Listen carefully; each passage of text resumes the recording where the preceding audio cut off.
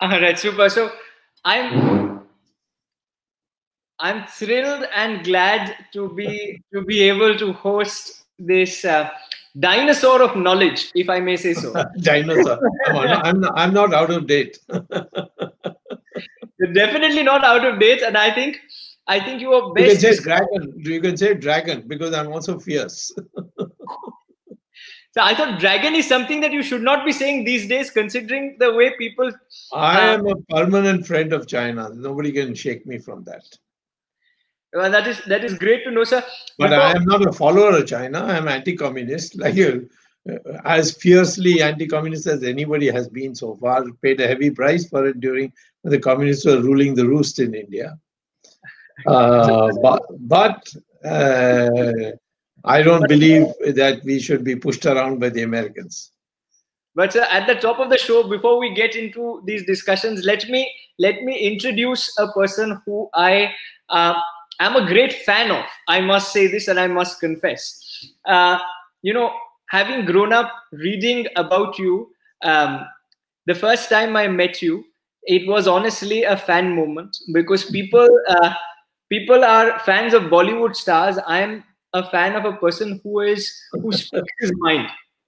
And quite legitimately, I think if there is one person in this country that can advise both the Prime Minister and can give a gift to Sonia Gandhi, though I don't think she would like to accept the gift. In words of Mrs. Indira Gandhi, she said, "He's the Santa Claus who has unrealistic ideas." But I think these days it became the idea which transformed India in the 90s. Absolutely. And what I was just about to say is, if Christmas comes knocking on the doors of the Gandhi family, one Santa Claus whose gift I think they will be very reluctant to take. But you are a scholar, and there is no need to say that, but you've written 25-30 books now. Somebody whose students have gone on to win Nobel Prizes. But the thing which I most fondly remember, I was not born at that juncture, but the thing that I most fondly remember is how you came back.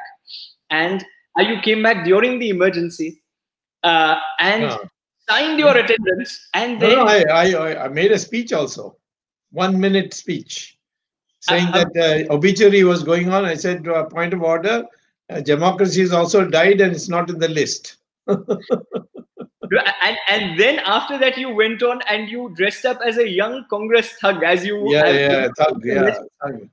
And then left the country. I think there was this movie, sir, called Catch Me If You Can in year 2002, which got released. I think much of those events are inspired by the person who is now talking to us today. I think he's a legend when it comes to Indian politics, when it comes to economics, somebody who's been right from the president of a political party to being a part of the union cabinet, held multiple portfolios. It's an honor, sir, to be able to call you a friend, guide, and mentor and advisor to the organization I.I.M.U.N. Thank you for taking our time and coming here and joining us. You too, at a young age, has created a huge organization of very eminent people you have brought together and foisted me on the top of it. So it's only possible because there are people such as you who are combined and who are together in that cohort. But the first question that I want to ask actually is what you did. Shall we start? Yes, sir. Actually, the first question that I want to ask you, and the first question is, in the parliament, when you went to the parliament and the 1 minute speech that you made in the parliament, and if I may quote you, you mentioned, "I have a point of order. Yes. There is no obituary reference for democracy." I just pulled it up because you mentioned it, sir. Yes. There is no obituary reference for democracy. Yes. It has also died. Yes. In today's day and age, sir, there are so many of us who feel that we have the very fundamental right to move about is something that is restricted and restrained. In your opinion, sir, was the lockdown necessary, especially in areas and districts? And I see your 8 p.m. show, but in districts and areas that where we did not have any COVID cases. According Sure. to you, yeah. 300 districts. Out of 739 districts, 300 we have none. And another, in fact, only 81 districts are really where there's a serious epidemic of or pandemic of coronavirus. So I think we should have begun with that and cordon them off. Second is we started late. We had information in January, and we could have. In fact, by the way, India was an illegal collaborator in the research on bats, and they assisted the Wuhan University and the U.S. Defense Department to do research in Nagaland, where there are lots of bats. And the Tata Institute of Fundamental Research was our party, and they were illegally there. And there's an ongoing inquiry now after I raised the matter. So we had knowledge even in December, but the Tata Institute of Fundamental Research didn't pass it on. Right. We came to learn through our embassy in January because there was a formal announcement of the WTO. But the Prime Minister, I think, was so taken up with the idea of Donald Trump coming to India that he delayed it. And in the process, a organization which should never have been allowed to hold a conference in India, the Tablighi, they held a conference and they brought in people who were already infected. And as a consequence, Delhi, for example, would not have been affected so badly but for that conference. So it was a delay. Having decided to the lockdown, it should have begun with these districts which are not at all, which were affected and seriously affected. In fact, out of the remaining minus 300 minus from 739, another 250 had less than 5. Correct. So therefore, we should have restricted it to the maximum 100, but certainly more, between 81 and 100. So therefore, this wholesale thing had a double mistake, a double fault. And that was that we were already declining in the economy. I had been writing about it from 2016. Correct. That we are in a tailspin. And I wrote a book called Reset to say how seriously the situation is. And so this and that are both combined. And the hardest hit have been people who lived on a daily wage. And there are millions and millions. And that is called migrant labor, daily wages, small and medium industries. These are the ones which have been badly. So the human story is really there. For people like me, there's just no problem. I mean, I enjoy the leisure and the seclusion and the freedom from having to race to the airport to catch a flight to go to. But we're missing all the live lectures, no sir. We're missing the live lectures. But I like that look now. I rarely see you in a jacket along with a kurta and this kind of a jacket. So is it? I'm sure Japanese. It's because I got air conditioning here, so I'm putting it on. It keeps me warm. I was beginning to wonder, sir. One of the other things that I must ask you is, of course, people such as yourself enjoy the seclusion and also enjoy the much needed break. Because I know even today, you're up at 4 a.m. at 4:30, 5 o'clock. You have a day that's packed from morning to evening with some of the other engagements. Yes, correct. But for people like me who rarely have anything to do any which way, this lockdown has become a problem in the sense we're not able to see the positives of the lockdown. And there's so many young people who feel very anxious and who feel that there has been no positive to the lockdown. According to you, has there been any positive to the lockdown or the pandemic as a whole? Individually, yes, there is vast scope for it. For example, if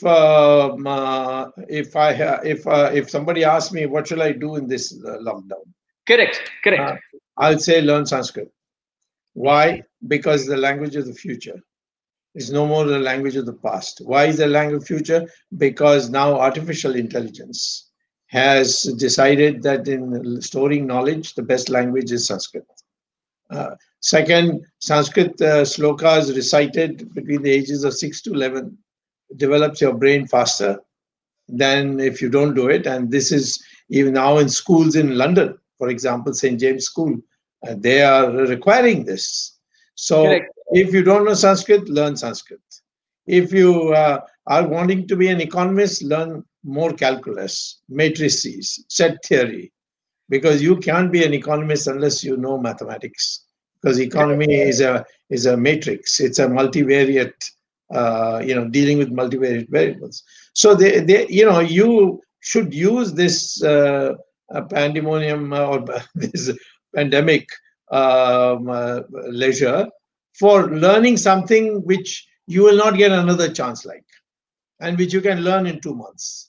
So basically, we can try to attempt to read all your books, but we will fail miserably because to read 25 books of yours would take somebody like me more than 25 years. You can read one book, Hindutva and National Renaissance, because the identity of an Indian, which was rubbished by the British, Right. we have not yet recovered from that. So what are we? Who are we? This is a question that there are many books, not only mine. I have a book called Hindutva and National Renaissance. And how we can unite our people. It's very interesting that DNA studies say that whether you are a Brahmin or a scheduled caste or Hindu or Muslim, your DNA is the same. All these have appeared in journals of genetics all over the world. So this identity crisis that we have had, unstated, that should be cured by using this spare time. Understood. So I am an Indian. India is my identity. Is something that we can. No, pick up. India is not your identity. It's not mine. Your India is the name of India was originally Hindustan, not given by Arabs or anything like that. Those are all bogus. It is a sandhi of two words, Hindu Sagar and Himalaya, he from Himalaya. And so anyone born in this, you see, if you look at the constitution, they have defined Hindu as how? Article 25, which is a fundamental right article, that a Hindu is a person who is not a Muslim, Christian, or a Parsi. I think Parsi should have been kept out because they were our neighbors in Iran and they have totally mingled with us, but doesn't matter. So Hindu is defined not as a religion but as a culture. And after all, so many schools of thought there are, except there are some common things that all religions lead to God is one precept we have, which no other religion has, major religion has, which says my way or the highway. So the identity is a liberal person who is willing to accommodate. To call us Hindutva-vadis as Hitler's followers and so on is rubbish, because Hitler disowned the Jews, saying that they are vermin. We are saying no, Muslims are part of us. We come from the same parentage. We belong to this nation. So we are on an inclusive thing, and these are some of the things that need to be removed from the mind, which propaganda has made us distorted. And especially for younger people, because I think religious fundamentalism is something that unfortunately TV channels they keep driving home the point that anybody who is a Hindu is right and right of right and then right of right of right. Yes. So, sir, to that end, but let me ask you a few light-hearted questions. Yeah, sure. Has the routine of Dr. Subramanian Swamy, a man who used to attend 4 programs in one day, changed from the time, and how has it changed? Well, I think the most important thing is that these 4 programs would involve my getting up early in the morning and rushing to the airport to be 1.5 hours before the takeoff and stay there, fly, and then as soon as I land, address 2-3 programs, press conference, all that. That that I wouldn't call it stress, because I have no stress, because stress comes only when you have an expectation of the outcome. If I say I will do my best, the outcome is to be decided by God, which is what Krishna says you should have. Then you will never have stress. So, but the fact that I have to physically strive, I have to ensure that my driver comes at 4 a.m. in the morning to take me for a flight which is to take off at 6 o'clock, and then to say come back, and their flight comes back at 2 a.m. in the morning, and then reach home, and then next day I have to attend some committee meeting of parliament. So that kind of heavy duty action, that's not there. I am literally, I have a house which has a sufficiently large lawn, and I've been here. I think my wife has never seen me so often as she's seen me. This must be the maximum time that you spent with your family. Yes. No, family, of course, they're all grown up, but my wife and I mean, in a month, I would probably see her 10 days of the month. Now I'm seeing all 30 days. And is that, sir, a welcome change, if I may ask? Well, she's adjusted to me, so I have no problem. I don't have to adjust to her. She's adjusted to me. Rishabh, a quick thing. Your Instagram is stopped, so can you check with the Rishi as to what's going on? Of course I can. Of course. I'll hold on. Right, sir. I will just quickly check.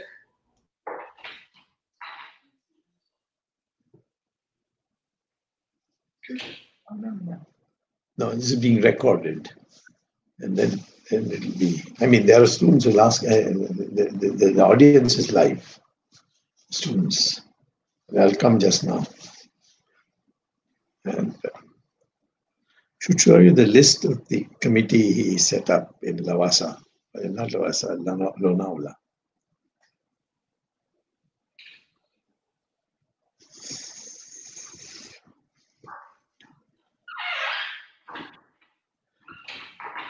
Ramesh. Yes, sir. We'll just wait for till they come back online. So just we'll keep it. Did you hear? Okay. You're back? Yeah, I'm back. And is the Insta back? I'll have to check. Okay, go ahead. You proceed. Super. I think probably Ramesh ji was trying to tell me, saying, Rishabh, please ask intelligent questions. Please understand the stature of the man that you're talking to. Do not talk as if you normally talk to me. No, I'm a professor. I love questions from anybody. No, sir, but I must ask you, the second part of our show is called Tum Bhi Karuna. So we've taken the word Karuna and we've added things before and after it. Yes. So in Tum Bhi Karuna, the first question that I want to ask you is, you spoke about heavy duty. And the first thing that comes to mind as somebody who also helps in the family business is how these duties and how the economy is going to shape up, especially given the fact that, what has been happening from the government's end in many cases. And I've seen Mr. Bajaj's interview and so many other learned people who've been speaking about this, that could the government have dealt with the situation a little differently? And what would you recommend if you were the finance minister? You mean in the economy? In the economy, sir. And how would we revive the economy? Well, the way to revive the economy is to understand which forces of the economy are weakened and how to energize that force. And the force that has been systematically weakened from 2014 by our government is demand. And they began first with this crazy guy in Reserve Bank of India called Raghuram Rajan, who kept on raising interest rates. And once he raised the interest rates, he said, I'm controlling inflation. But he was raising the cost of capital, and the small and medium industries were all closing down, and there was unemployment. And the people who used to borrow small amounts, they had a problem. In the same time, he reduced the rate on fixed deposits of savings of households. So the rate of saving also went down. So, and nobody seems to, aware that And all the time we're talking about investment. Investment is supply side.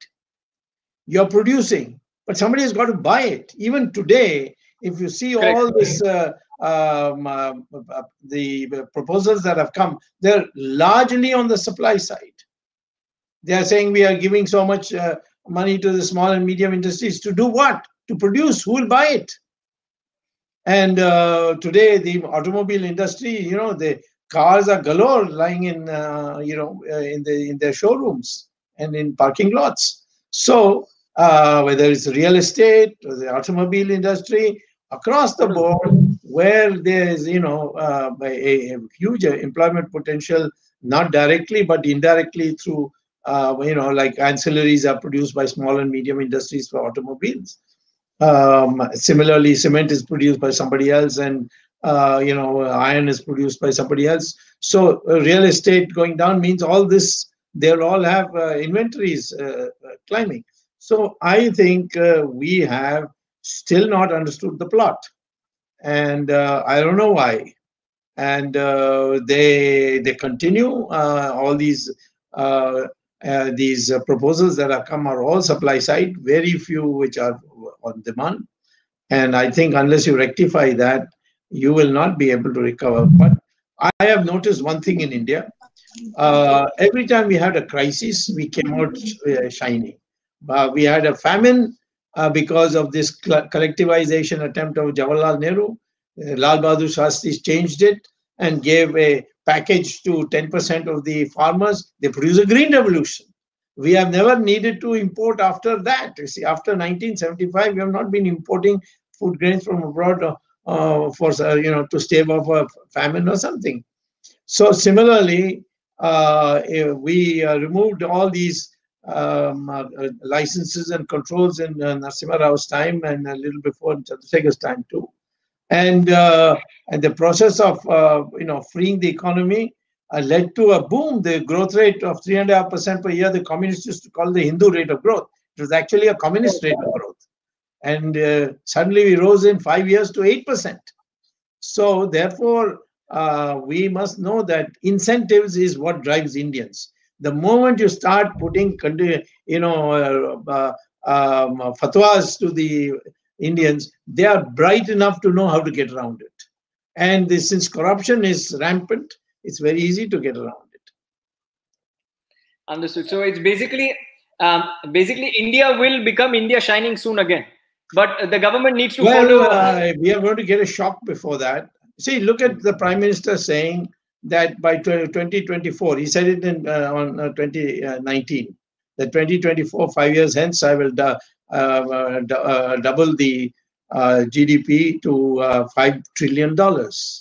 Now, doubling in 5 years means 14.4% per year growth rate. Did nobody tell the Prime Minister this? I wrote him a letter telling him, what are you saying? But unfortunately, he is not primarily educated in economics. So, there's nothing wrong. I am not educated in biology, in zoology, in architecture. Somebody calls me an illiterate in biology, I will accept it. So he's an illiterate as far as economics is concerned. And he doesn't know, you can't say such things, you see. I have to check it out. So you need to consult. You need to consult the right people. That is what Dr. Swamy is saying. No, you need to consult people who will talk back to you, not say find out what you want and say that. Sir, we take advice. We take advice from the right people. Is all I can say. But yes, that's right. but I can't be as bold as you are. But I can say that much. Moving forward, the next question, again a very light-hearted question, sir. People usually ask who came first, the chicken or the egg. I must ask you, who came first, Gandhi or Mahatma? When Gandhi landed in India, in Bombay, in 1917, I think, he had already become a Mahatma.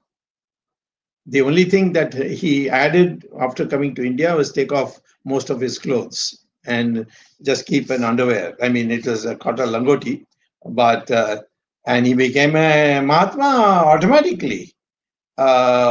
People said this man came from England. He made so much money as a barrister, and now he's given it all up. So he became a Jnani and a Tyagi. So he became a super Brahmin.